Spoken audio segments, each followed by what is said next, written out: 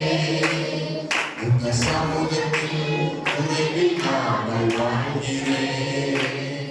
என் பஞ்சமானிலே, என் கோட்டையானிலே, என் கருணமானிலே, என் நண்பனானிலே, என் பஞ்சமானிலே, என் கோட்டையானிலே, என் கருணமானிலே, என் நண்பனானிலே, உங்க பிரசன்னத்தின் சிறையில் காத்துக்கிறேன்.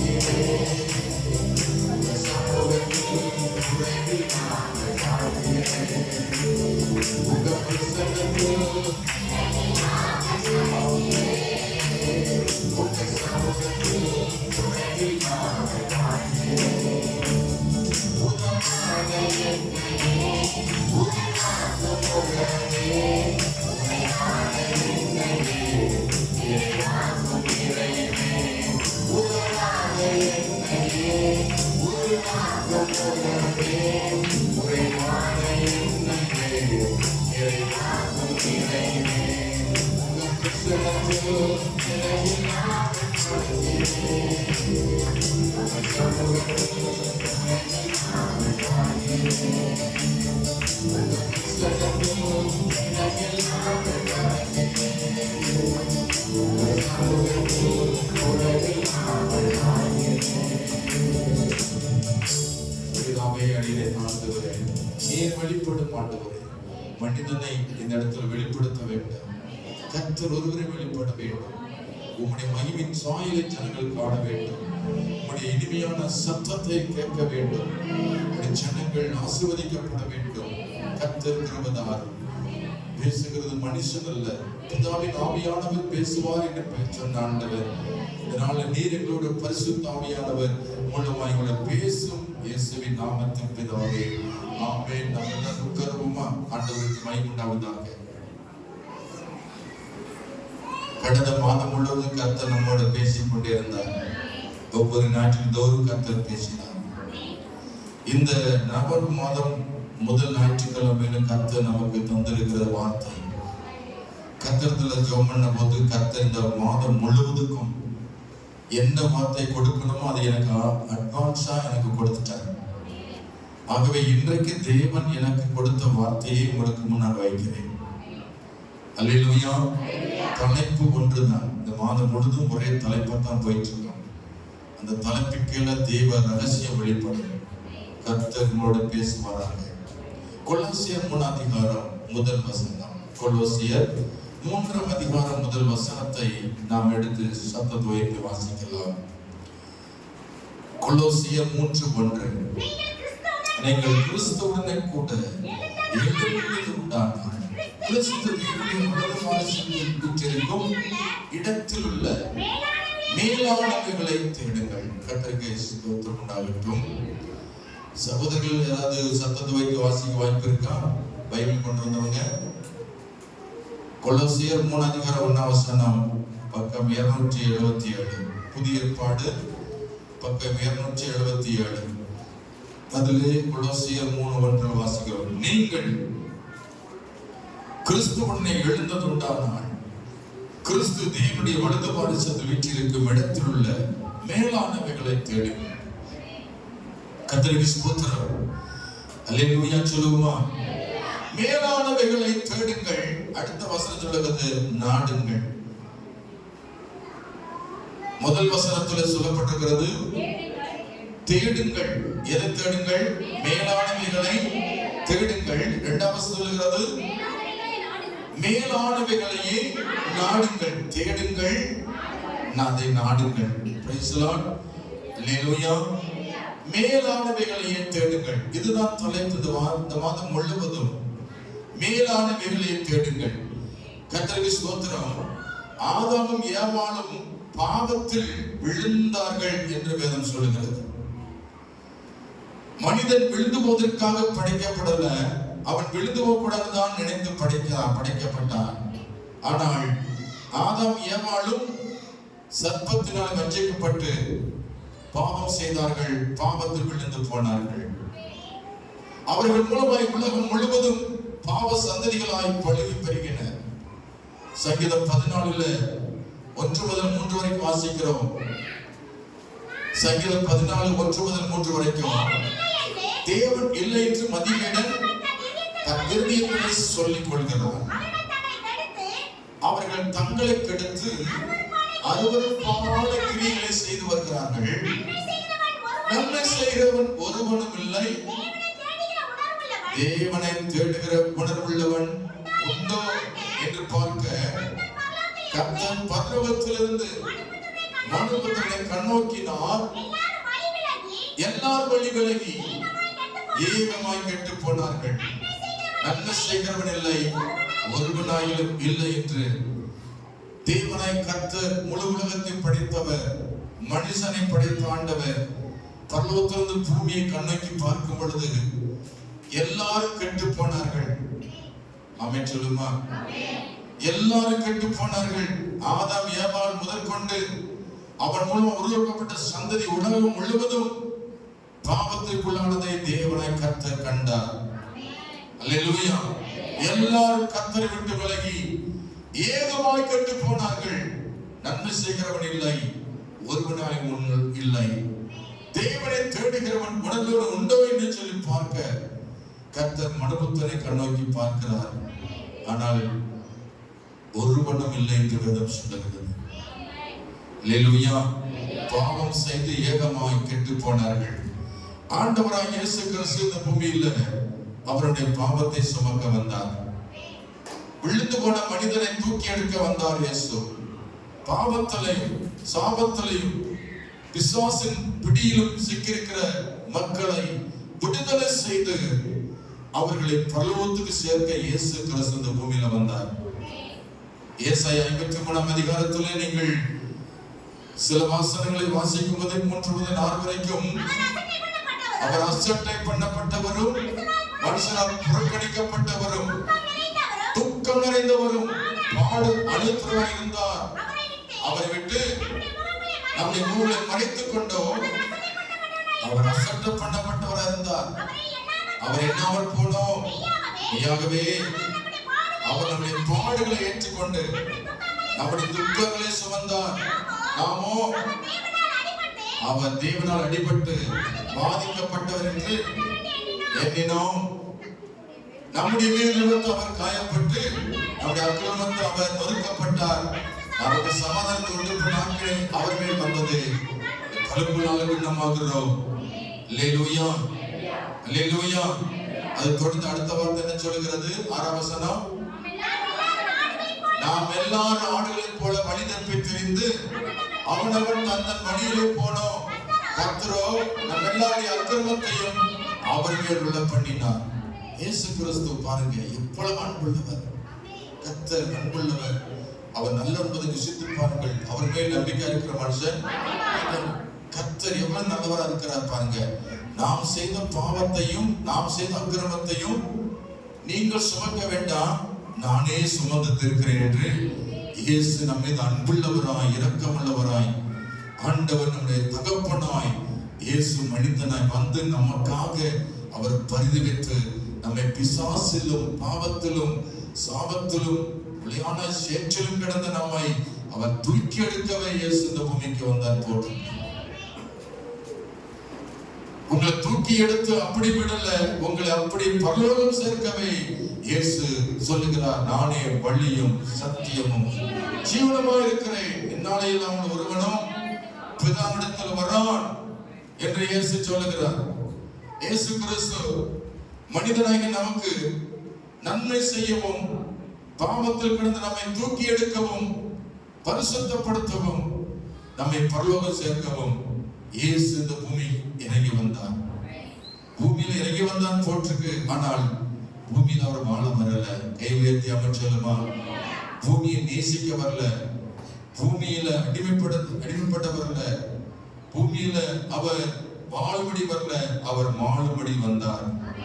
அல்லேலூயா. யாருக்காக அவர் வாழ வேண்டும்? முழு உலகத்துக்காக, முழு உலக மக்களுக்காக தன் உயிரையே தியாகமாய் கொடுத்த இயேசு கிறிஸ்து, தம் ஜீவனையே நமக்காய் கொடுத்த இயேசு கிறிஸ்து, அவர் ரத்தம் சிந்தினார், அவர் நமக்காய் பாடுபட்டார், அவர் நமக்காய் சிலுவையில தொங்கினார். அவர் மரித்தார், அடக்கம் பண்ணப்பட்டார், மூன்றாம் நாள் உயிரிழந்தார்.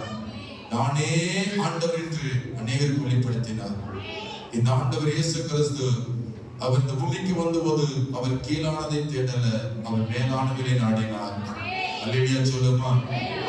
உலகத்துக்குரியவங்க எல்லாரும் சோதிக்க வந்தாங்க இயேசுவை. சாத்தான் விட்டு சோதிச்சான், யூதர்கள் சோதிச்சாங்க, வேதப்பாரர்கள் சோதிச்சாங்க, பரிசேயர்கள் சோதிச்சாங்க. ஸ்தோத்திரம். இவன் ஆண்டவரை சோதிக்கிறதுக்கு பலர் இருந்தாங்க. ஆனாலும் ஒரு வார்த்தை கூட அவர் அகப்படல. இவங்க கேட்ட கேள்வியெல்லாம் பூமிக்குரிய கேள்விதான். ஆனா கர்த்தருடைய இயேசு பதில் பரலோகத்துக்குரிய பதிலாக இருந்துச்சு. அல்லேலூயா, அல்லேலூயா. அவருடைய சிந்தனை, அவருடைய நோக்கம், அவருடைய செயல் எல்லாம் மேலானதையே தேடினது. ஆகவே கர்த்தருக்கு ஸ்தோத்திரம். கடலுக்குள்ளே மீன் இருந்தாலும் மீனுக்குள்ளே உப்பு சேருவதில்லை.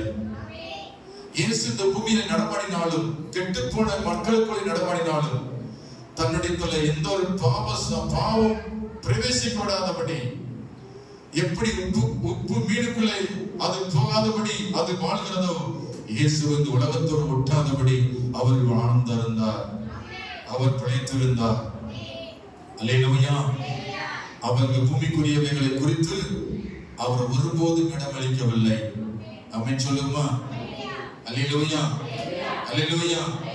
நரிகளுக்கு குழிகளும் ஆகாயத்து பறவைகளுக்கு கூடுகளும் உண்டு, ஆனால் மனுஷகுமாரனுக்கோ தலை சாய்க்க இடமில்லை. பூமிக்கும் இயேசுக்கும் சம்பந்தம் இல்லை என்று சொல்லுகிறார். எனக்கு இதுக்கு சம்பந்தம் இல்லை. நான் பர்வதத்திலிருந்து இறங்கி வந்தேன், பர்வதத்துக்குரியது தான் நான் பேசுவேன் என்று தேவ ராஜ்யத்தை குறித்து தான் அவர் பேசினார். அல்லேலூயா, அல்லேலூயா. ஆகவே இயேசு கிறிஸ்து மேலானவைகளை தேடினார். நீங்களும் கிறிஸ்துவுடனே கூட எழுந்ததுண்டானால், கிறிஸ்து தேவனுடைய வலது பாரசத்தில் வீற்றிருக்கும் இடத்திலுள்ள மேலானவைகளை தேடுங்கள். இயேசுவை பின்பற்றுகிற நீங்கள் நானும் இயேசுவை போலவே நாமும் மேலானவைகளை நாம் சிந்திக்க வேண்டும், மேலானவைகளை நாம் நாட வேண்டும், மேலானவைகளை நாம் தேட வேண்டும். அல்லேலூயா சொல்லுமா. ஆமென், அல்லேலூயா.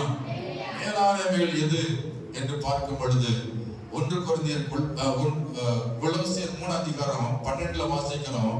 அது மேலானவை என்ன? முதலாவது கவனிங்க.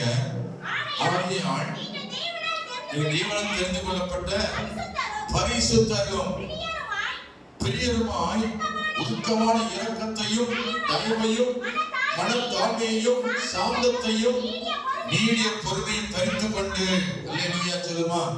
இங்க சொல்லப்படுகிற பரிசுத்தமாய் வாழ வேண்டும். எது மேலானது? பரிசுத்தமாய் வாழ்வதுதான் மேலான வாழ்க்கை. அல்லேலூயா சொல்லுமா. அல்லேலூயா.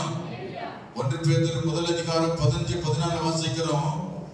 நான் பரிசுத்த, நீங்களும் பரிசுத்தராய் இருங்கள் என்று இயேசு சொல்லுகிறார். உங்களை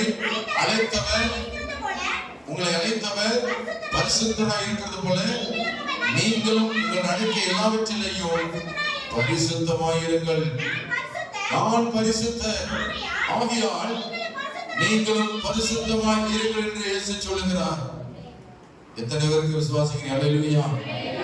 தேவன் நம்மை எதிர்பார்க்கிறது என்ன? பரிசுத்தமாய் வாழணும். மேலானது எது? பூமியில மேலானது எது? பரிசுத்தமான வாழ்க்கை தான் மேலானது. உலகத்துல எல்லாரும் வாழ்ந்து கொண்டிருக்கிறாங்க.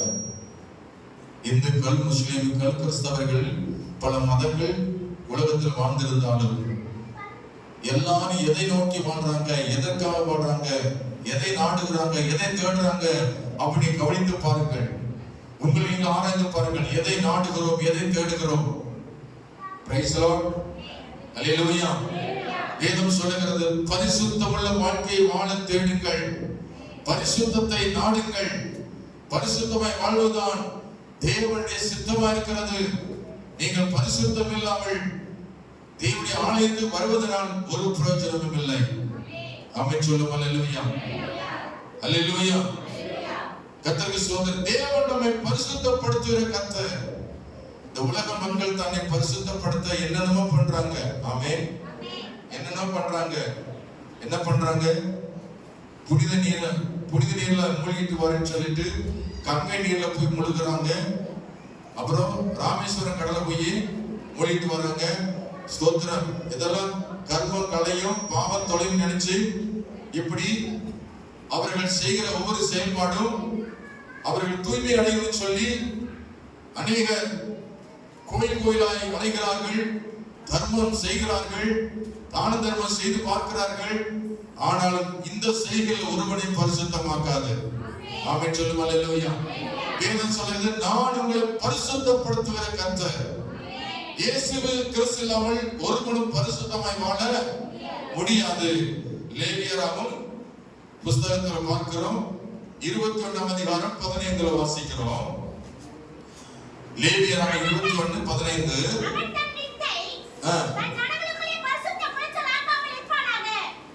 பரிசுத்த குலைச்சலாக்காது இருப்பானாக, நான் உங்களை பரிசுத்தமாக்குகிற கர்த்தர் என்று சொல் என்றார்.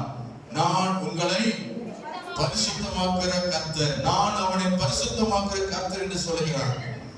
நம்மை நாமே பரிசுத்தப்படுத்தவே முடியாது. நாம் எத்தனை எந்த இடங்களுக்கு போனாலும் இயேசு இல்லாமல் ஒரு மனுஷனும் பரிசுத்தமாக முடியாது. ஏனென்றால் சொல்லு, நானே உங்களை பரிசுத்தப்படுத்துகிற கர்த்தர் என்று சொல்லுகிறார். அல்லேலூயா. இயேசு நம்ம எப்படி பரிசுத்தப்படுத்துறார் பாருங்க. அவருடைய ரத்தம், அல்லேலூயா சொல்லுமா, இயேசு கிறிஸ்து ரத்தம், உன்னியல வாசிக்கிறோம். இயேசு கிறிஸ்து ரத்தம் சகல பாவங்களையும் நீக்கி நம்மை சுத்திகரிக்கிறது. பாவம் நம்மை விட்டு விலகும் பொழுது பரிசுத்தம் அடைகிறோம். எங்க போனாலும் நமக்கு பாவ மன்னிப்பு இயேசுதான் தர முடியும், வேற யாராலும் கொடுக்க முடியாது. அல்லேலூயா. அவர்தான் நம்மை பரிசுத்தப்படுத்துகிறவரும், அவர்தான் நம்முடைய பாவங்களை மன்னிக்கிறவரும். நம்முடைய பாவங்களுக்காக ரத்தம் சிந்தின ஒரே தெய்வம் இயேசு கிறிஸ்து ஒருவரே. கை வைத்து ஆமென் சொல்லுவோமா. அவர் நம்மை பரிசுத்தப்படுத்துகிற கர்த்தர். பரிசுத்தம் இல்லாமல் ஒருவனும் தேவனை தரிசிக்க முடியாது. இயேசு ஒருவரே பரிசுத்தர். அல்லேலூயா சொல்லுமா. அல்லேலூயா. இந்த பரிசுத்தமான ஆண்டவரை தேடி நீங்க வந்திருக்கிறீங்க. ஆண்டவர் உங்களை பார்க்கிறார். ஆமென் சொல்லுமா. நீங்க அவரை தேடி வந்த உங்களை ஒவ்வொரு கர்த்தருடைய கண்கள் பார்த்து கொண்டிருக்கிறது. எப்படிப்பட்ட தேவனை நீங்க ஆராதிக்கிறீங்க? அவர் மகா பரிசுத்தமுள்ள தேவனை ஆராதிக்கிறீங்க. அவர் பரிசுத்தமாய் இருக்கிறார். மகா பரிசுத்தமுள்ள தேவனை தேடி வந்திருக்கிறீர்கள். ஆகவே நீங்கள் விரும்புவது இன்னதென்று இயேசு அறிந்திருக்கிறார். நீங்கள் சாதாரணமானவர்கள் அல்ல. நீங்கள் புனிதத்தை நோக்கி, பரிசுத்தத்தை நோக்கி வந்திருக்கிறீர்கள். பரிசுத்தமான தேவனை தேடி வந்திருக்கிறீர்கள். அந்த பரிசுத்தமான தேவன் உங்களை பரிசுத்தப்படுத்துகிறார். இந்த சபைக்கு வந்து உங்களை பரிசுத்தப்படுத்துகிறார். அல்லேலூயா. அல்லேலூயா. மத்தேயு 5ஆம் அதிகாரம் 8ஆம் வசனம் சொல்லுகிறது, இருதயத்தில் சுத்தமுள்ளவர்கள் பாக்கியவான்கள், அவர்கள் தேவனை தரிசிப்பார்கள். நம்ம இருதயம் எப்படி இருக்கணும்? சுத்தமா இருக்கணும். சுத்தமா இருந்தா தான் தேவனை தரிசிக்க முடியும், தேவனை பார்க்க முடியும். சுத்தம் இல்லாமல் ஆலயத்துக்குள்ள வந்தால் அது உங்களுக்கு பிரயோஜனப்படாது. ஆலயத்துக்கு வரவங்க நம்முடைய ட்ரெஸ் எப்படி இருக்கணும்? ஆமா, அல்லேலூயா. பரிசுத்த அலங்காரத்தோடு கர்த்தரை தொழுது கொள்ளுங்கள். சர்ச்சைக்கு வரும்பொழுது அரவரை ட்ரெஸ் பண்ணிக்கிட்டு வரக்கூடாது. ஆடை அலங்காரமா இருக்கணும், அது பரிசுத்தமா இருக்கணும். நம்முடைய இருதயம் பரிசுத்தமா இருக்கணும், நம்முடைய சிந்தனை சுத்தமா இருக்கணும். சர்ச்சில் வந்துட்டு போக்குமாக்க நினைக்க கூடாது, குறுக்கு வழியில சிந்திக்க கூடாது, வேறு நோக்கத்துக்காக சர்ச்சுக்கு வந்துடக்கூடாது. அல்லேலூயா சொல்லுமா. நாம் பரிசுத்த உள்ளத்தோடு தேவனை தேடி வரணும். அல்லேலூயா. கர்த்தருக்கு ஸ்தோத்திரம். சுத்தமுள்ளவர்கள் வாக்கியவர்கள், அவர்கள் தேவனை தரிசிப்பார்கள். இன்னைக்கு அநேகருக்கு ஆண்டவர் வெளிப்படுறார், தரிசனத்தில் வெளிப்படுறார், ஆறாம் நேரத்தில் வெளிப்படுறார். எல்லாருக்கும் வெளிப்படுறாரு. ஆறாம் நேரத்தில் எல்லாருக்கும் வெளிப்படுறாரா? இல்லையா சொல்லுமா. ஒரு சிலர் சாட்சி சொல்றாங்க, பாஸ்டர் அப்படி ஆராதனை பண்ணிக்கிட்டு இருக்கும் பொழுது இங்கே தூதர்கள் இருக்கிறதை பார்க்கிறேன். சாத்தான் ஒரு பக்கம் உள்ளே பிரவேசிக்க பார்க்கிறான், ஆனாலும் ஆண்டவர் விடுவதில்லை. கர்த்தர் நம்மோடு இருக்கிறாரு. இந்த பிரசவ இடத்துல கர்த்தர் இருப்பதை நான் பார்த்தேன், அவருடைய மகிமை உணர்ந்தேன் என்று அநேகர் சொல்லி இருக்கிறார்கள். அல்லேலூயா சொல்லுமா, அல்லேலூயா. அவை அவர்கள் சொல்லுகிறதை நான் கவனிக்கிறேன். அவர்கள் இருதயம் சுத்தமா இருக்கிறதுனால தேவனை அவர்கள் பார்க்கிறார்கள், தேவனை தரிசிக்கிறார்கள். எல்லாருக்கும் தேவனை வெளிப்படுவதில்லை. எல்லாரும் பரிசுத்தமா இருக்காங்களா? எல்லாரும் சுத்தமா இருக்காங்களா? எல்லாரும் அல்ல.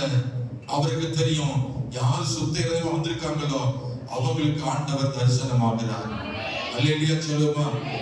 இருதயத்தில் சுத்தமா இருக்கிறவர்கள் பாக்கியவான்கள். அவர்கள் தேவனை தரிசிப்பார்கள், அவர்கள் தேவனை உயர்த்துவார்கள், அவர்கள் தேவனை ஆராதிப்பார்கள். மனுஷனை நோக்கி பார்க்க மாட்டார்கள், மனுஷனோடு பேச மாட்டார்கள். ஆலயத்தில் தேவன் இருக்கிறார் என்ற பயபக்தியோடு கர்த்தரை புனிதமாய் தொழுது கொள்வார்கள். கர்த்தரோடு இடைப்படுவார், அவர்களுடைய இருதயத்தில் பேசிக் கொண்டிருப்பார். அவருடைய சத்தத்தை காதுகள் கேட்டுக் கொண்டிருக்கும்.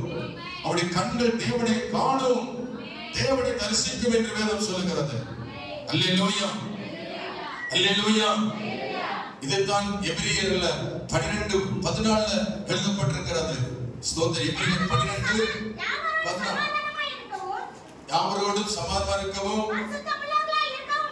பரிசுத்தமுள்ளவர்களாய் இருக்கவும் நாடுங்கள்.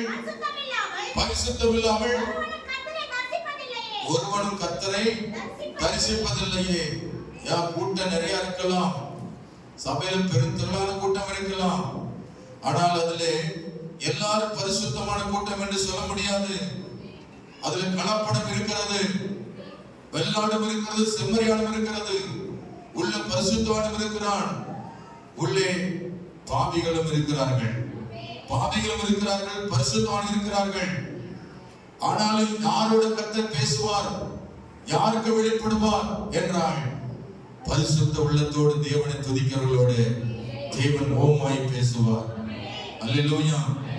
கர்த்தர் மோசேயோடு பேசினார். மோசே அவன் எங்கும் உண்மையுள்ளவன், அவன் சுத்த இருதயமாயிருந்தான். ஆகவே மோசே அழைத்தான், மோசேயோடு பேசினார். எல்லாரும் மோசேயை மாறுவதில்லை. இன்னைக்கு கர்த்தர் உங்கள் இருதயத்தை பார்க்கிறார். அநேகருடைய இருதயம் தீட்டாய் இருக்கிறது, அசுத்தமா இருக்கிறது, அருவருப்பாய் இருக்கிறது. ஆனாலும் இயேசு இயேசு என்று சொல்லுகிறார்கள்.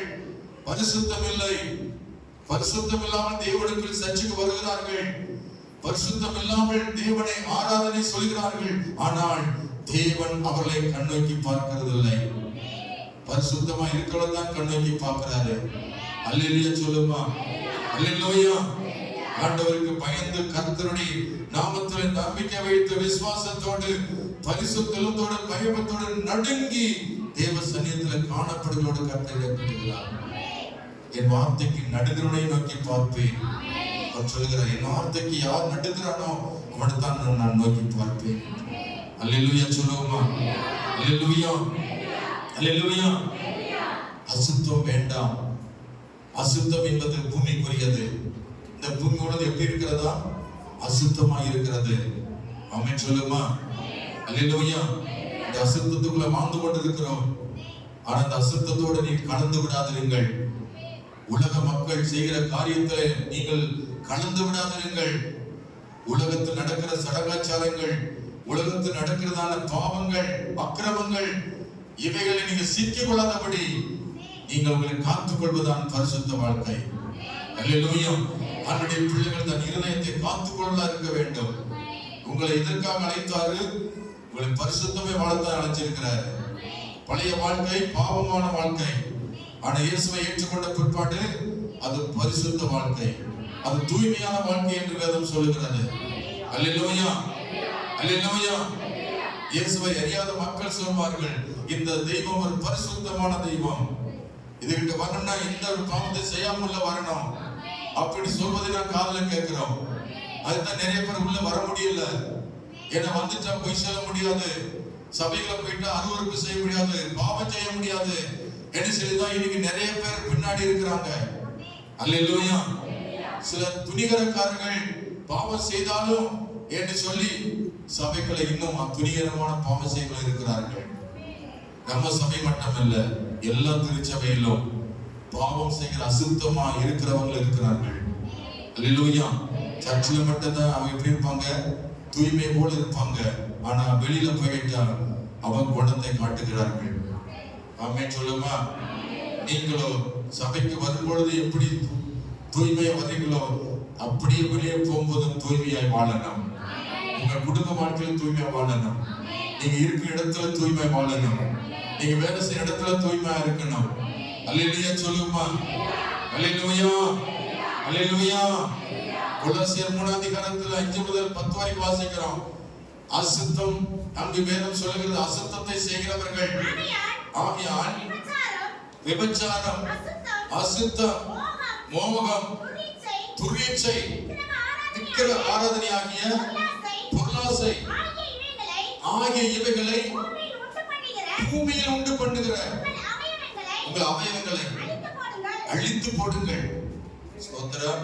இவைகள் பொருட்டு கீழ்ப்படியாமையின் பிள்ளைமே தேவ கோபக்கினை வரும். Price the Lord. உலகம் அழிஞ்சது எத்தனை பேருக்கு தெரியும்? அல்லேலூயா. உலகம் அழிஞ்சது எத்தனை பேருக்கு தெரியும்? முழு உலகம் அழிஞ்சு உங்களுக்கு தெரியுமா? நீங்க பிறந்திருக்க மாட்டீங்களே, அது எப்படி தெரியும்? விசுவாசம் பைபிள் எழுதப்பட்டிருக்கிறது, நாம் விசுவாசிக்கிறோம். முழு உலகம் அழிஞ்சிருக்கிறது. கர்த்தர் பூமி அழிச்சிருக்கிறார். ஒரு விசை தண்ணீரினால் என்ன செய்தார்? அழித்தார். அதுல தப்பி பிழைச்சு வந்த நோவா குடும்பம். அல்லேலூயா. நோவா குடும்பத்திலிருந்து வந்தவரை நீங்கள் தானும். அப்படிதான் பரிசுத்தமா வேர்விக்கிறாரு. ஆனாலும் அதிலே பாவ சந்ததிகள் பெருகிவிட்டது. இன்னைக்கு ஆண்டவர் ஸ்தோத்திரம் நம்மை வேறு விரித்திருக்கிறார். அசுத்தத்திலிருந்து வேறு விரித்திருக்கிறார். அந்த பழைய மனுஷர்கள், உலகத்தில் அழிந்த மக்கள் எல்லாரும் இந்த பாவத்தில் இருந்தவங்க தான். அப்ப படிச்சீங்க இல்லையா? என்னென்ன பாவம் சொல்லுங்க? விபச்சார பாவத்துல கிடந்தவங்க, அப்புறம் அசுத்தத்துல கிடந்தவங்க, மோகம், துரிச்சை, விக்கிர ஆராதனை ஆகிய பொருளாசை, பணாசை பிடிச்சவங்க, அழிஞ்சு போனவங்க. இன்னைக்கு ஆண்டவருடைய கோபம் யார் மேல இருக்கிறதுனா அசுத்தமா இருக்கிறதுனால தேவ கோபாக்கன் இருக்கிறது. ஆமென், அல்லேலூயா. ஆண்டவர் இயேசு வரப்போகிறார், சீக்கிரமே வரப்போகிறார். அவர் எதற்காக வரப்போகிறார்? அசுத்தத்தை எல்லாம் அகற்றும்படி வரப்போகிறார். ஆமென் சொல்லுங்க, அல்லேலூயா. பரிசுத்தம் இல்லாமல் இருக்கிறவர்களை வேறு பிரிக்க வரப்போகிறார். அக்கினி வந்து சோதிக்கும். அழுக்கான தங்கத்தை உலைக்குள்ள போட்டு புடமிடுகிறார்கள். அழுக்குகள் எல்லாம் நீங்கி தங்கம் சுத்தமாகிறது. இயேசு அக்கினியா இருக்கிறார். வானத்திலிருந்து தேவ அக்கினி இறங்கும். அப்பொழுதுதான் தெரியும் பரிசுத்தமுள்ளவர் யார், அசுத்தமானவர்கள் யார் என்பதை அன்றைக்கு தெரியும். அதுவரைக்கும் கர்த்தர் எல்லாரையும் விட்டு வைத்திருக்கிறார். பரிசுத்தமுள்ளவர் இன்னும் பரிசுத்தமா இருக்கட்டும், அசுத்தமா இருக்கிறவன் இன்னும் அசுத்தமா இருக்கட்டும், அநியாயம் செய்கிறவன் இன்னும் அநியாயம் செய்யட்டும், நீதி உள்ளவன் இன்னும் நீதி செய்யட்டும். இதோ சீக்கிரமாய் வருகிறேன். அவனுடைய கிரிகளை தக்கபடி அவனவனுக்கு நாளளிக்கும் பலன் என்னோடு கூட வருகிறது. அல்லேலூயா சொல்லுவோமா? அல்லேலூயா, அல்லேலூயா. இந்த அருவருப்பை செய்வர்களுக்கு உடனே தண்டனை கிடைப்பதில்லை. அவர்கள் இன்னும் அருவருப்பை செய்ய விட்டு வைத்திருக்கிறார். பரிசுத்தமாய் வாழ்கிற கர்த்தருடைய பிள்ளைகள், கர்த்தர் ஒருவரே தேவன், அவரை தவிர வேற தேவன் இல்லை. அவர்தான் பரிசுத்தர். அந்த பரிசுத்தமான தேவனை விட்டு வேறொரு வழியில் நீங்க போவீர்களானால் அதுவே அசுத்தம் என்று வேதம் சொல்லுகிறது. உலகத்தில் வேறொரு வழி இல்லை, இயேசுதான் வழி. அவர்தான் பரிசுத்தமானவர். அந்த தேவனை போல பரிசுத்தம் உள்ள பூமியில இல்லை. அல்லேலூயா, அல்லேலூயா. இயேசுதான் இந்த உலகத்துல எல்லாருக்கும் மத்தியில பரிசுத்தமுள்ளவராக இருக்கிறார். அந்த பரிசுத்தமான தேவனை ஆராதிக்கிற நீங்கள் அவர் விட்டு வெளியே போகாதீங்க. இயேசு வேறாண்டு தள்ளிட்டு போகாதீங்க. நீங்க அருவருப்பை செய்வதற்காகத்தான் பின்மாற்றம் அடைகிறார்கள். நீங்க அநேகர் இயேசு வேறாண்டு ஏன் போகிறான்னா, இயேசுக்குள்ள போனா பரிசுத்தமா இருக்கணும், நீதிமானா இருக்கணும். ஸ்தோத்திரம். நீதிமான் சபையில் பாவிகள் நிலைநிற்க மாட்டார்கள். இன்னைக்கு இந்த சபையில் நிறைய பேர் இருக்க வேண்டியனும், ஆனா அநேகர் அங்கங்கே நின்று விட்டார்கள். ஏன் நின்று விட்டார்கள்? ஸ்தோத்திரம். அல்லேலூயா சொல்லுமா? அது குறையை கண்டுபிடித்ததல்ல, அவங்களுக்கு இருக்கிற பாவமே சபை விட்டு பிரிக்கிறது. அல்லேலூயா. அவங்களுடைய அந்தரங்க பாவங்கள் மனிதனுக்கு தெரியாமல் அந்தரங்க பாவம் தான் சபை விட்டு பிரிக்கிறது. அவர்கள் பின்மாற்றத்தில் போகிறார்கள். நீங்களோ பின்மாற்றம் அடையாதபடி கர்த்தரை உண்மையாய் உத்தமாய் பின்பற்றுங்கள். அவரை உங்களை பரிசுத்தப்படுத்தி தம்முடைய வருகையிலே உங்களை எடுத்துக்கொள்வார். அல்லேலூயா சொல்லுவார். வரப்போற அழிவிலிருந்து உங்களை விலக்கி காப்பார். நீங்கள் பரிசுத்தமா இருந்தால் மாத்திரம்தான் பரலோகம் போக முடியும். நீங்கள் பரிசுத்தமா இருந்தால் மாத்திரம்தான் ஆலயத்தில் நிலைத்திருக்க முடியும். சபையில் நிலைத்திருக்காதவர்கள், பரிசுத்தம் இல்லாதவர்கள், பரிசுத்தத்தை நேசிக்காதவர்கள், அவர்கள் ஒருபோது சபையில் நிலைத்திருக்க மாட்டார்கள். அல்லேலூயா, அல்லேலூயா. ஆண்டவருக்கு ஸ்தோத்திரம் உண்டாகட்டும். பிரியமானவர்களே, இன்னைக்கு மேலானது எது என்று சொன்னால் பரிசுத்தமான வாழ்க்கை தான். ஆண்டவர் இயேசு சொல்லுகிறார், நீங்கள் பரிசுத்தத்தை நேசியுங்கள். பரிசுத்தம் எங்க இருக்கிறது? ஆலயம் தான் பரிசுத்தம். சங்கீதம் 11:4 வாசிக்கிறோம். தேவன் ஆலயத்தில் இருக்கிறார். கர்த்தர் தம்முடைய பரிசுத்த ஆலயத்தில் இருக்கிறார். கர்த்தருடைய சிங்காசனம் பரலோகத்தில் இருக்கிறது. அவருடைய கண்கள் மனுபுத்திரரை பார்க்கிறது.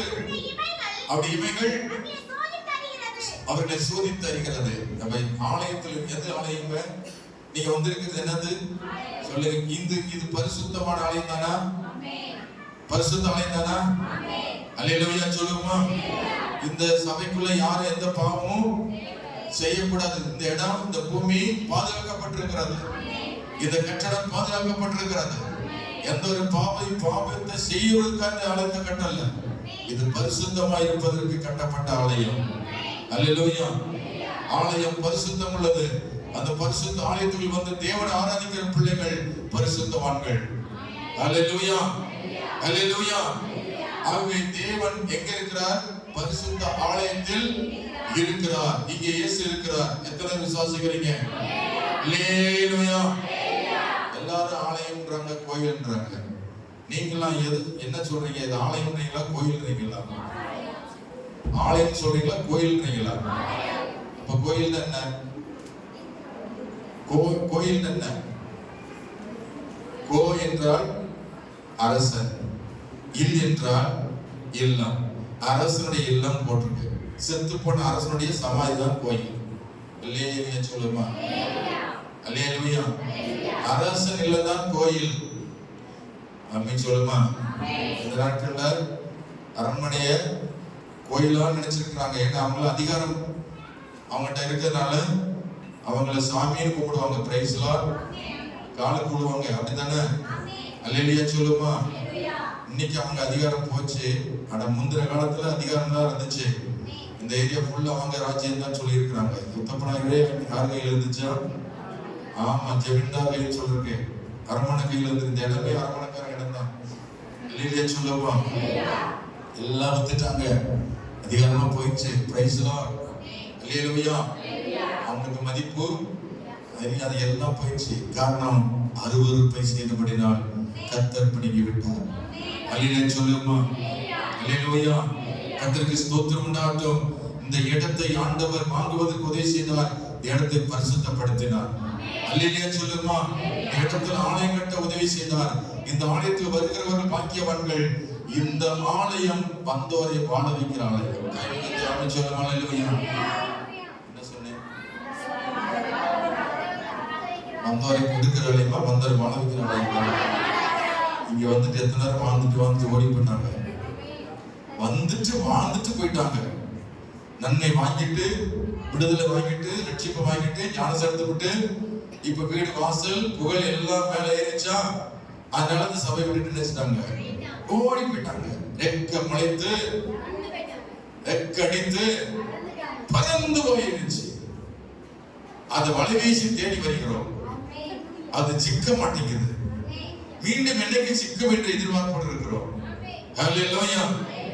இந்த ஆலயம், இந்த ஆலயத்துக்கு வருகிறவர்களை தேவன் ஜீவனோடு வைத்திருக்கிறார். இந்த சபை நேசிக்கிறவர்களை கர்த்தர் நேசிக்கிறார். இந்த சபைக்கு வருகிறவர்களை ரட்சிக்கிறார். இந்த சபைக்கு வருகிற ஏழைகளை விசாரிக்கிறார். இந்த சபைக்கு வருகிற ஏழைகளை போஷிக்கிறார். அவர்களை காப்பாற்றுகிறார். அவர்கள் கர்த்தர் நன்மை செய்கிறார். இந்த சபைக்கு வரும்போது ஏழையா வருவார்கள், ஆனா கர்த்தர் அவர்களை உயர்ந்த இடத்தில் வைத்திருப்பார். அல்லேலூயா சொல்லுமா. உங்க வீடு உயர்த்தப்படும், உங்கள் குடும்பம் உயர்த்தப்படும். இன்னைக்கு அநேக அந்த சபையில வந்து வாழ்ந்திருக்கிறார்கள், இயேசு வாழ வைத்திருக்கிறார். அல்லேலூயா. ஏனென்றால் இது ஒரு பரிசுத்த ஸ்தலம். இந்த ஸ்தலத்துக்கு வந்து மிதிச்சிட்டு போனாலே உங்களுக்கு ஆசீர்வாதத்தை கொடுக்கிறார். அல்லேலூயா, அல்லேலூயா. கர்த்தர் ஆலயத்தில் இருக்கிறார். எது ஆலயம்?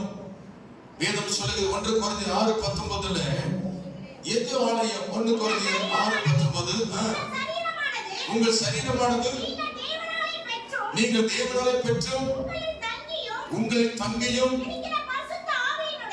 இருக்கிற பரிசுத்த ஆவியினுடைய ஆலயமாக இருக்கிறது என்றும் நீங்கள் உங்களுடைய அல்லவென்றும் அறியீர்களா? நீங்க இந்த சரீரம் என்னுடையது அல்ல சொல்லுங்க. உங்களை பார்த்து சொல்லுங்க, இந்த உடம்பு என்னுடையது அல்ல. நீங்க சொல்றான்னு சொல்லாவிட்டாலும் அவங்களுடைய இல்லதான். அல்லேலூயா சொல்லுமா.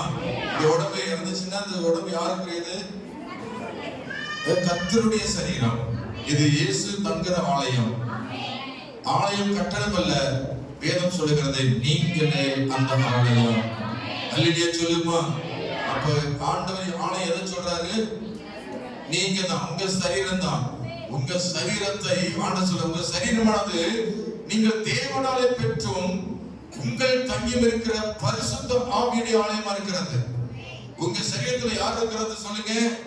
பரிசுத்த ஆவி இருக்கிறார். பரிசுத்த ஆவியான அசைவாடுகிறார்.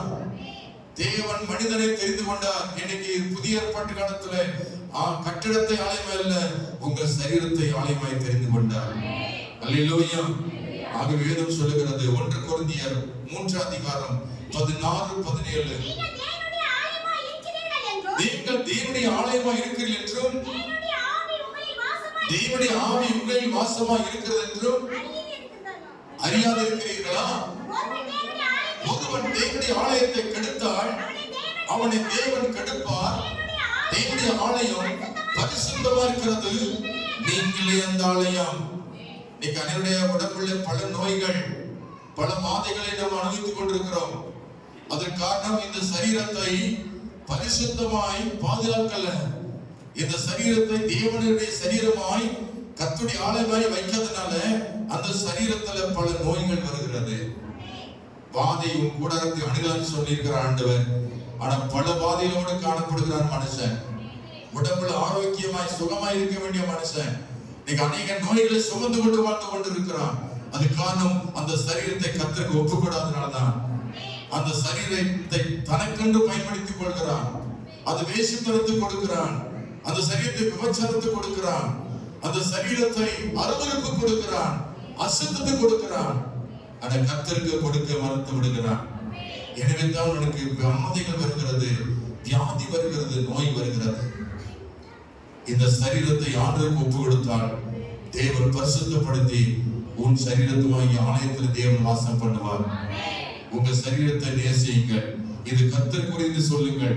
இது என்னுடைய ஆலயம், என்னுடைய சரீரம் அல்ல, அது கர்த்தருடைய சரீரம். கை வைத்து அவன் சொல்லுமா. மோசே இறந்த போது மோசே அடக்கம் பண்ணது யாரு சொல்லுங்க? மோசே செத்துட்டான். மோசே செத்துட்டானா? செத்த பின்னாடி அவனுடைய உடம்பை யார் அடக்கம் பண்ணது?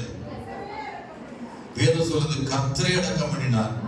நிறைய பேர் சொல்ற சுடுகாட்டு இல்லை, அதனால நீங்க இயேசு சொல்றீங்க, உங்க சுடுகாடு இல்லை அப்படின்னு சொல்றாங்க.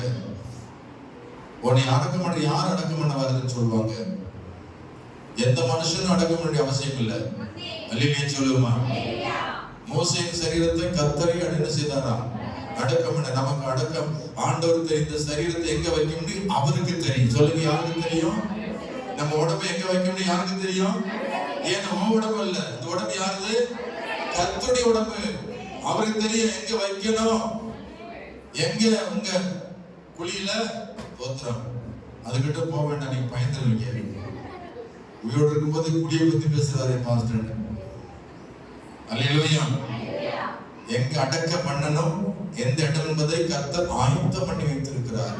கைவேட்டியாம சொல்ல போல நமக்கு ஒரு இடத்தை, நமக்கு ஒரு பங்கை, இந்த சரீரம் எங்க இருக்கணுமோ அங்க இருக்க வேண்டிய இடத்தை தேவன் நியமித்திருக்கிறார். அல்லேலூயா. நல்லபடியா போய் சேரும், கவலைப்படாதீங்க. அல்லேலூயா சொல்லுமா.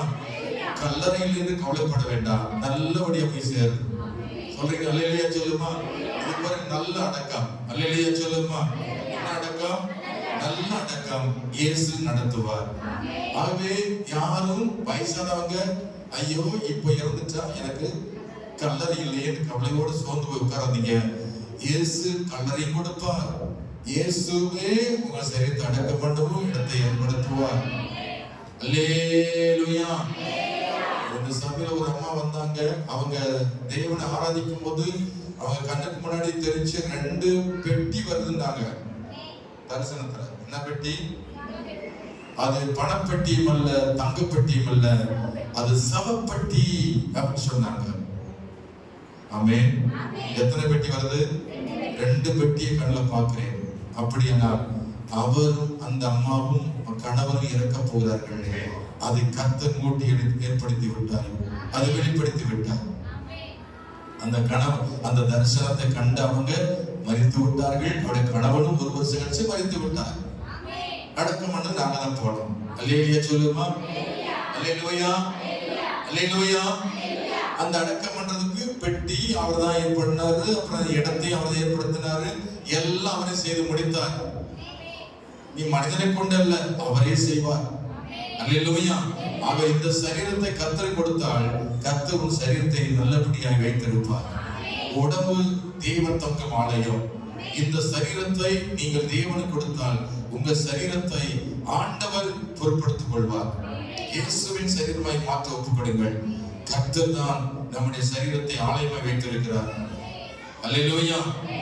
ஆக இந்த ஆலயத்தை கெடுத்தால் தேவன் அவனை கெடுப்பார். போட்டிருக்கா, ஒருவன் தேவன் ஆலயத்தை கெடுத்தால் அவனை தேவன் கெடுப்பார்.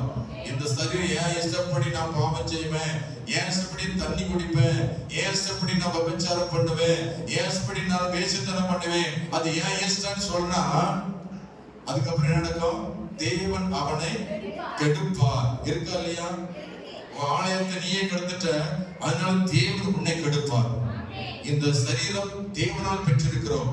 இதை நீங்கள் கண்டபடி பாவத்துக்கு ஈடுபடுத்த கூடாது. இந்த சரீரம் சாகு வரைக்கும் சுகமா இருக்கணும், ஆரோக்கியமா இருக்கணும். ஆமென். இடுப்பு ஒடியக்கூடாது, கால் ஒடியக்கூடாது, நொண்டின்னு நடக்கூடாது. அல்லேலூயா சொல்லுவோம். அல்லேலூயா. இன்னொருத்தர் வந்து தூக்கி போய் பாத்ரூம் தூக்கி போக கூடாது. அல்லேலூயா சொல்லுவோம். இந்த பொழப்பே வேணாண்டவரே. அல்லேலூயா சொல்லுவோம். அல்லேலூயா. அருவருப்பை செஞ்சு இப்ப இன்னொரு கையில் போய் அகப்பட வேண்டாம். பாவத்தை செஞ்சுட்டு பிசாசையில் அகப்பட வேண்டாம். அந்த வாழ்க்கை வேண்டாம். நாரி போன வாழ்க்கை. பரிசுத்தமாய் ஒப்புக்கொடுங்கள். உங்க வாழ்க்கையை தேவனே ஆசீர்வதிப்பார். அல்லேலூயா, அல்லேலூயா, அல்லேலூயா. கர்த்தருக்கு ஸ்தோத்திரம் உண்டாவதாக. சங்கீதம் 24 வாசிக்கிறோம். நேரம் ஆயிட்டே போயிடுச்சு, முடிஞ்சிருச்சு. பிரசங்கம் முடிஞ்சு வச்சு 3/4 மணி நேரம். 9 மணிக்கு ஆரம்பிச்சோம், 9:45 ஆயிடுச்சு. முடிந்தது. ஸ்தோத்திரம் நிறைய இருக்கு, சொல்ல நேரம் இல்லை. முடிக்கிற வரை பிரைஸ் லார்ட் சொல்லுங்க. கர்த்தரிடத்தில் ஒன்றை நான் கேட்டேன், அதை நாடுவேன். நான் கர்த்தரிடத்தில் நான் கர்த்தருடைய மகிமையை பார்க்கும்படியாக, அவரை ஆழத்தில் ஆராய்ச்சி செய்யும்படியாக நான் என் ஜீவன நாளெல்லாம் கர்த்தருடைய ஆலயத்தில் தங்கி இருப்பதை நாடுவேன். ஆலயத்துல தங்கி இருக்கிற நாடுவேன். நீங்களாம் ஞாயிற்றுக்கிழமை எங்க இருக்கீங்க? வீட்டுல தங்கி இருப்பீங்க. ஆனா தாவீது மட்டும் எங்க இருப்பாரு? ஆலயத்தில் இருப்பாரு. அவர் ராஜாவா இருந்தாலும் எங்க இருப்பாரு? ஆனா நீங்க மட்டும் எங்க இருப்பீங்க? தோட்டத்துல இருப்பீங்க, வீட்டுக்குள்ள பாத்திரம் விளக்கிட்டு இருப்பீங்க. இப்ப கூட சீக்கிரம் முடிச்சாருன்னா சீக்கிரமா வீட்டுல போய் என்ன செய்யணும்? சமைக்கணும், அப்புறம் சாப்பிடணும், டிவியை பார்க்கணும், செல்போன் நோண்டணும், கேம் ஆடணும். அல்லேலூயா, அல்லேலூயா. ஃப்ரெண்ட்ஸோட பேசணும், ஜாலியா இருக்கணும். இதுதானே விரும்பிட்டு இருக்கீங்க. அதனால சீக்கிரம் முடிப்பாரான்னு இருக்கீங்க. விட்டா போதும். கழுத அல்லேலூயா சொல்லுமா? விட்டா போச்சு. விட்டாச்சுன்னா என்ன ஆயிடுது? எங்க ஊர்ல சொல்றாங்க, விட்டா கழுத. மீதி நீங்க பார்த்துக்க. கழுத என்ன ஆயிடும்? அவ்வளவுதான். நம்மள அப்படி ஆகக்கூடாது. பரிசுத்தமா இருக்கிறோம், வெளியிலயும் எப்படி இருக்கணும்? ஆமென் சொல்லுமா? அல்லேலூயா, ஆமா, செல்போனை 24 நேரம் பார்த்துட்டு இருக்கணும், பரிசுத்தமா இருக்கவே முடியாது. அதுக்குள்ள அருவருப்பு நிறைய இருக்கு. அதை உள்ள உத்து பார்த்தோம், கண்ணு கட்டுச்சு, காது கட்டுச்சு, மனசு கட்டுச்சு, இருதயம் கட்டுச்சு. அருவருப்பு செய்யறாங்க உள்ள. அல்லேலூயா. அந்த அருவருப்பு தான் இன்னைக்கு நம்முடைய வாழ்க்கையை சீரழிக்கிறது. நம்முடைய வாழ்க்கையை பரிசுத்தமா ஒப்பு கொடுக்கணும். ஞாயிற்றுக்கிழமை ஆச்சா எங்க இருக்கணும்? ஆலயத்தில் இருக்கணும். நீங்க சர்ச்சைக்கு வந்திருக்கீங்க, எதற்காக வந்திருக்கீங்கன்னா பரிசுத்தமா வாழணும்னு வந்திருக்கீங்க. பரிசுத்தத்தை வாஞ்சியோட தேடி வந்திருக்கீங்க. கர்த்தர் உங்களை பரிசுத்தமாக்கி அனுப்புவார். அல்லேலூயா. கர்த்தர் உங்களோடு இருப்பார், ஆசீர்வதிப்பார். அவை சபை குறித்து நீங்கள் கவனமா இருங்கள். 6 நாள் வேலை செய்ய, அந்த ஒரு நாள் கர்த்தருடைய பரிசுத்தமான நாள். உபாகமம் 5ஆம் அதிகாரம் 12 முதல் 14 வரைக்கும் இருக்கிறது. அதுல சொல்லப்பட்டிருக்கிறது, 6 நாள் வேலை செய்ய, அந்த 7ஆம் நாள் தேவனாகிய கர்த்தருடைய ஓய்வு நாள், அது பரிசுத்த நாள். அந்த நாள்ல யாதொரு வேலையும் செய்யாதே. இது ஆலயத்துக்குரிய காரியம். ஞாயிற்றுக்கிழமை ஆச்சுன்னா ஆலயம், தேவ சபை. வேற எந்த மனுஷனுக்கும் வேலைக்கு இடமளிக்க கூடாது. ஆண்டவருடைய ஆலயத்துல தான் ஒப்பு கொடுக்கணும் உடம்பு. அல்லேலூயா. இன்னைக்கு ஞாயிற்றுக்கிழமை ஆச்சா உடம்பு எங்க இருக்கணும்? ஆலயத்தோட சம்பந்தப்படுத்த இருக்கணும். இன்னைக்கு சர்ச்சை வர வேண்டியவங்க நிறைய பேர் எங்க இருக்காங்க? அந்த உடம்பை எங்கேயே கொடுத்திருக்கிறாங்க. அது சர்ச்சைக்கு வர முடியல. பரிசுத்தத்தை நேசிக்கிறவங்க பரிசுத்த ஆலயத்தை நாடுவார்கள், சபை கூடி வருவார்கள். நான் பரிசுத்தமாய் வாழணும், ஆண்டவரிடத்துல நான் மன்னிப்பை பெறணும் என்று கர்த்தருடைய ஆலயத்துக்கு வருவாங்க. அல்லேலூயா. நீங்கள் கர்த்தரை தேடி வந்து உங்கள் பாவங்களை மன்னிப்பார். ஆலயத்துக்கு வராவிட்டால் தேவ கோபப்படுவார். சபை மேல ஆண்டவர் அக்கறையா இருக்கிறார். ஆலயத்தை குறித்து வைராக்கியமா இருக்கிறார். அல்லேலூயா சொல்லுமா? அல்லேலூயா. கர்த்தருக்கு ஸ்தோத்திரம் உண்டாகட்டும். சபைக்கு வராதவர்களை தேவன் நியாயம் இருக்கிறார். ஆலயத்தை விட்டு விட்டவர்களை கர்த்தர் நியாயம் இருக்கிறார். அல்லேலூயா. ஆலயத்தை அவமானப்படுத்துறவங்க, ஆலயத்தை கள்ளக்கூறையாக்கினார், ஆண்டவர் சபைக்கு எடுத்து விரட்டுகிறார். சபை குறித்த வைராக்கியம் தேவனுக்கு உண்டு. ஆலயத்தை குறித்த வைராக்கியம் இயேசுவுக்கு உண்டு. ஆகவே சபை கூடி விட்டு விடாதீர்கள்.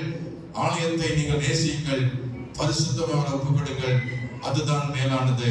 கடைசியா சொல்லி முடிக்கிறேன். ரோமர் 12:1. ரோமர் 12:1 வாசிக்கிறோம். இப்படி இருக்கு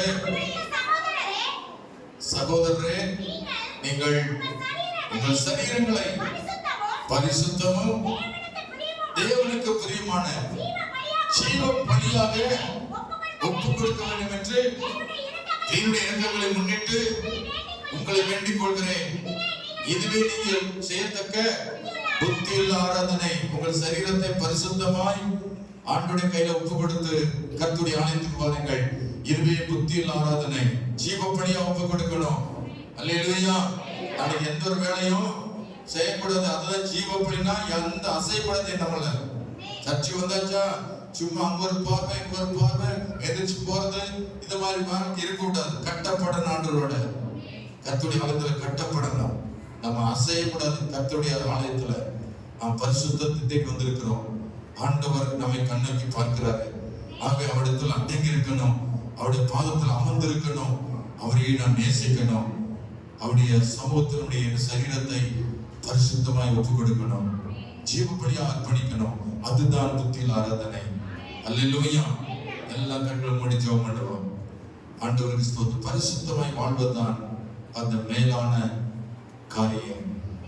மேலானதை நாடுங்கள். மேலானது எது? பரிசுத்தம் தான். எல்லாரும் ஸ்தோத்திரம் ஒப்பு கொடுப்போம், ஜெபம் பண்ணுவோம். ஸ்தோத்திரம் ஆண்டவரே. ஹல்லேலூயா. ஸ்தோத்திரிக்கிறோம், ஸ்தோத்திரிக்கிறோம். ஹல்லேலூயா. இந்த உலகம் அருவருப்பாய் இருக்கிறது. கர்த்தர் உங்களை பரிசுத்தமாக்குகிறார். நீங்கள் பரிசுத்தத்தை நேசியுங்கள். இந்த சரீரம் பரிசுத்தத்துக்காக தேவன் ஏற்படுத்தியிருக்கிறார். தேவன் தங்கும் ஆலயம் உங்கள் சரீரம். இருதயத்தில் வாசம் பண்ண விரும்புகிறார். எத்தனை பேர் ஒப்புக் கொடுக்கிறேன்? ஆண்டவரே, என் சரீரம் உமக்கையே சொந்தமாய் ஒப்புக் கொடுக்கிறேன்.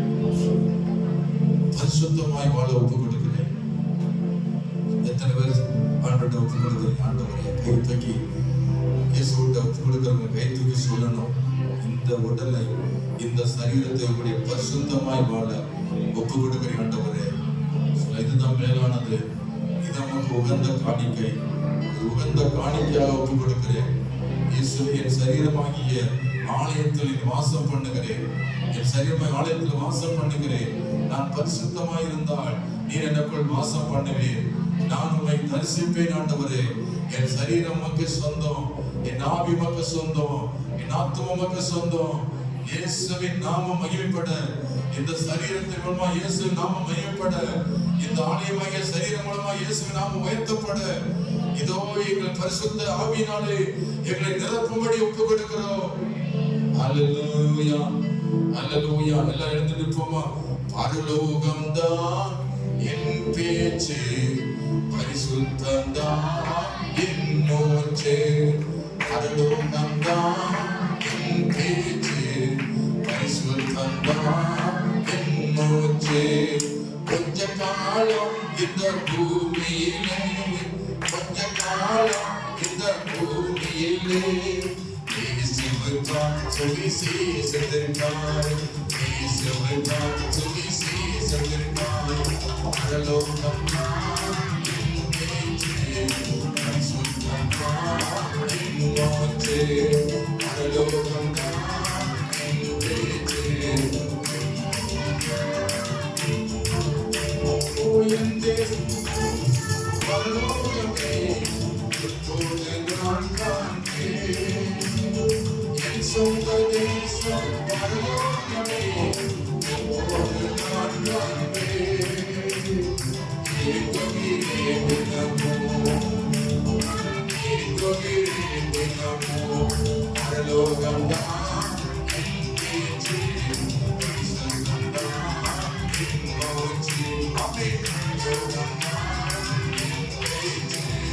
பரிசுத்தம்தான் என் மூச்சு. இயேசு வருவார், என்னோடு சேர்த்து கொள்வார். ஆமென். இயேசு வருவார், என்னோடு சேர்த்து கொள்வார். கூடவே வைத்துக் கொள்வார், என்னை கூடவே வைத்துக் கொள்வார். பரலோகம்தான் என் பேச்சு, பரிசுத்தம்தான் என் மூச்சு. பரலோகம்தான் என் பேச்சு, பரிசுத்தம்தான் என் மூச்சு. ஒரு மாற்றமடைந்து உறவுகளாக நேசரை காண்பேன். ஒரு மாற்றமடைந்து உறவுகளாக நேசரை காண்பேன். தொட்டுக் கொண்டு மாண்டேன், இயேசுவை தொட்டுக் கொண்டு மாண்டேன். பரலோகம்தான் என் பேச்சு, பரிசுத்தம்தான் என் மூச்சு. பரலோகம்தான் என் பேச்சு, பரிசுத்தம்தான் என் மூச்சு. சங்கீதக்காரன் தாவீதை காண்பேன், பாட சொல்லி கேட்பேன். சங்கீதக்காரன் தாவீதை காண்பேன், பாட சொல்லி கேட்பேன். சேர்ந்து பாடிடுவேன், பாடிடுவேன். சேர்ந்து பாடிடுவேன், அங்கு நடனம் பாடிடுவேன். பரலோகம்தான் என் பேச்சு. ஆமென், ஆமென். பரலோகம்தான் என் பேச்சு, பரிசுத்தம்தான் என் மூச்சு. கொஞ்ச காலம் இந்த பூமியிலே, கொஞ்ச காலம் இந்த பூமியிலே இயேசுவுக்காய் சுவிசேஷத்திற்காய், இயேசுவுக்காய் சுவிசேஷத்திற்காய். பரலோகம்தான் என் பேச்சு, பரிசுத்தம்தான் என் மூச்சு. பரலோகம்தான் என் பேச்சு, பரிசுத்தம்தான் என் மூச்சு. உங்களை அழைத்தவர் உண்மையுள்ளவர், பரிசுத்தத்துக்காக உன்னை அழைத்திருக்கிறார். மேலானவைகளை நாடுங்கள், மேலானதை தேடுங்கள். உங்கள் கண்கள் மேல் நோக்கி இருக்கட்டும், உங்கள் சிந்தனை மேல் நோக்கி இருக்கட்டும், உங்கள் தரிசனம் மேல் நோக்கி இருக்கட்டும்.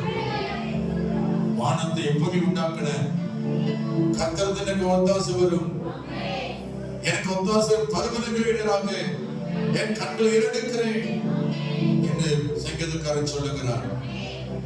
கர்த்தர் பரிசுத்தம் உள்ளவர், அவர் நோக்கி பாருங்கள், நீங்கள் பரிசுத்தம் அடைவீர்கள். தாழ்த்தி ஒப்பு கொடுக்கிறோம் இயேசுவின் நாமத்தில் பிதாவே, ஆமென், ஆமென். திருவந்தாய் நம்மை ஒப்பு கொடுப்போம். திருவந்த ஆராதனையில் ஞானம் எடுத்தவர்கள் பங்கெடுக்க தகுதியாக இருக்கிறார்கள். பிதாவே, இயேசுவே, பரிசுத்த ஆவியானவரே,